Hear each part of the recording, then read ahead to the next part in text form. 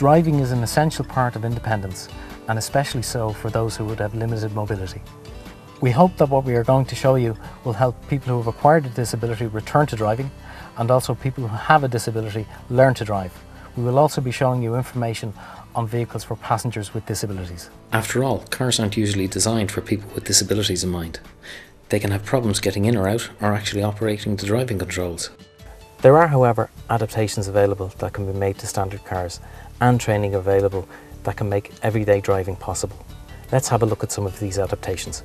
Hand controls are probably the most common of all adaptations. These are fitted to automatic cars and allow both the brake and accelerator to be operated by hand and meet the needs of a wide range of disabilities. Infrared controls can also be fitted to the steering wheel, which allow the driver to operate wipers, horn, indicators and other accessories, all from a single pad. Steering wheel spinners come in all shapes and sizes and help greatly if you only have one hand to turn the wheel from left to right. There are spinners available which are designed to be used by an artificial limb.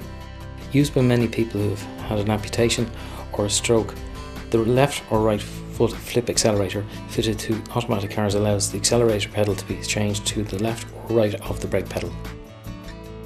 An electric seat enables people to adjust their seat easily and also allows this seat to be raised higher than a manually operated seat. This is especially helpful for people of a shorter stature.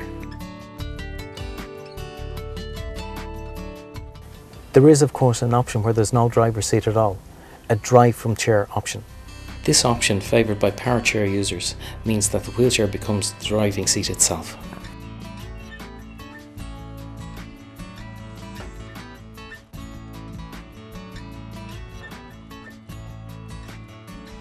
In fact, these days, with the technology available, you can have a complete high-tech vehicle which incorporates all sorts of touch-sensitive pads, brakes and accelerators, operated by joysticks and steering mechanisms, which have been radically overhauled and personalised to suit the needs of the individual driver.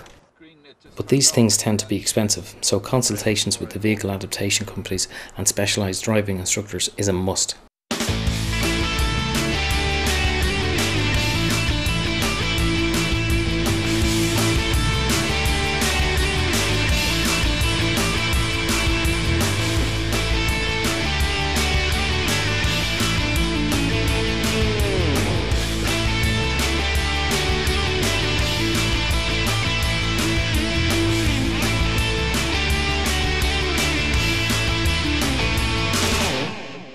If you remember, I mentioned earlier that getting in and out of the vehicle or from the wheelchair into the driver's seat is critical. Let's look at some of the methods that have been used to solve this problem. This is called a transfer board. This board is placed between the wheelchair and the car seat, and the wheelchair user slides on the board to get in and out of the vehicle. The wheelchair is then folded into the vehicle for storage.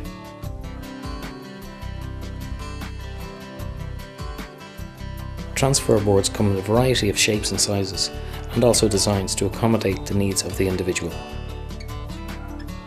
Some drivers are able to get in and out of their vehicles without the use of a transfer board. Once inside the car, the wheelchair is again stored, but they may use seat adjustment to help this.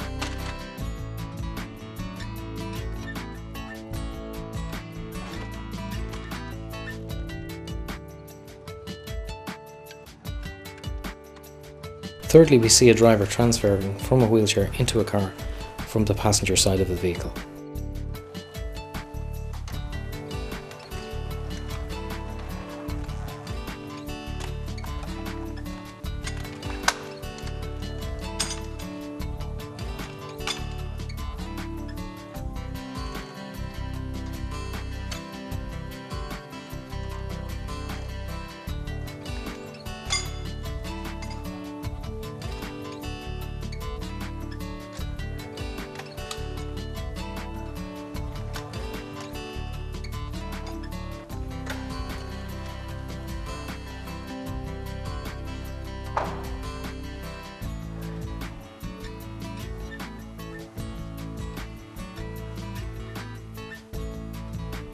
Finally, we see a driver using a roof storage device.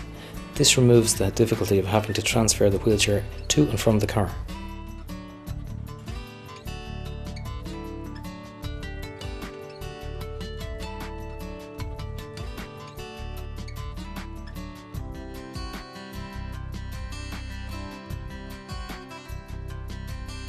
These are just some of the examples of how to transfer from a chair into a car.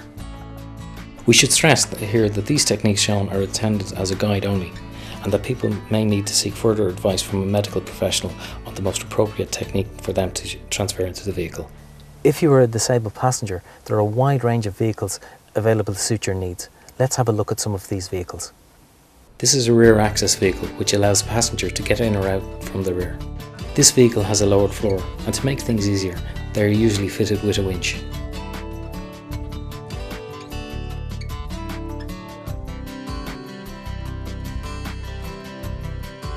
And this one has a passenger wheelchair lift, which takes all the effort out of the transfer.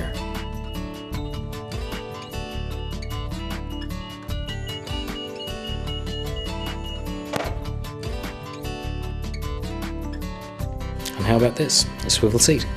This is usually fitted to the front passenger seat, and for it to be effective, a considerable door width may be needed, which is why you'll find them fitted to 3-door vehicles, because they've got bigger doors.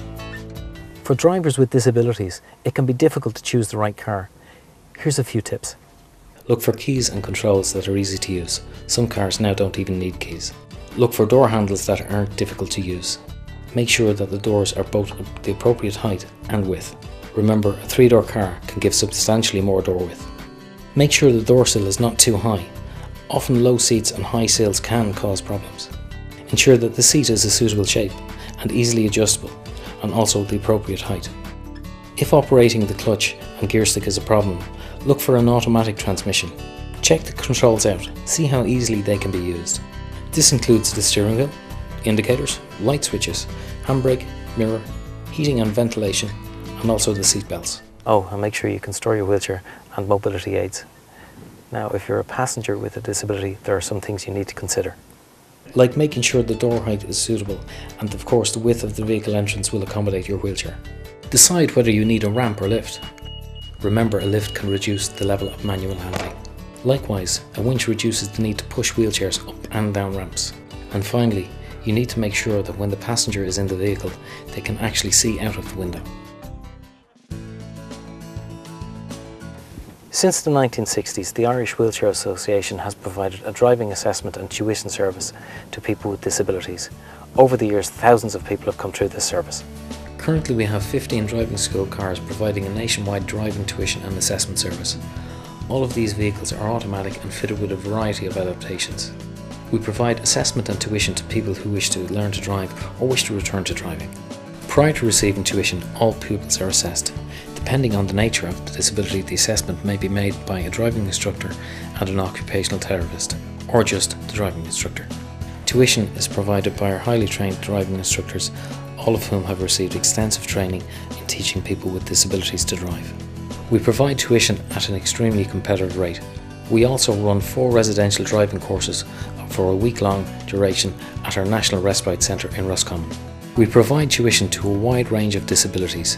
Examples would be spina bifida, cerebral palsy, stroke, MS, arthritis and amputees. The service is not confined to just wheelchair users and is open to all people with a physical disability. The service is coordinated from our National Mobility Centre situated in Clane. This centre also provides a range of advice on related motoring issues, like the VRT relief scheme and the motorised transport grant. And of course, the details of the vehicle adaptation companies. If you need to find out further about the service details, the details will be coming up shortly. Happy and independent motoring.